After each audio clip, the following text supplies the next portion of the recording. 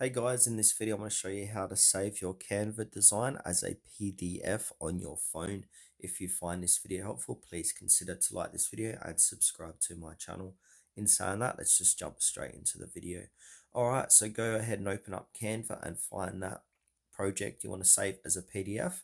So I've got this project here that I want to save as a PDF.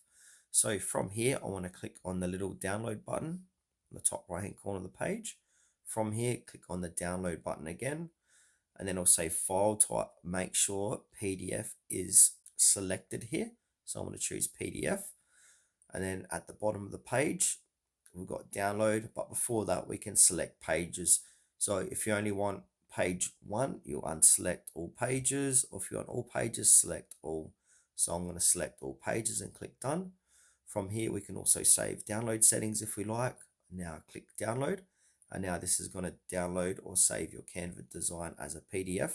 And now as you can see, it's been saved as a PDF. So from here, we can open up that PDF on my mobile device. So here it is here inside. So I'm going to open it with OneDrive. Now if I scroll top to bottom, you can see all my pages inside that PDF.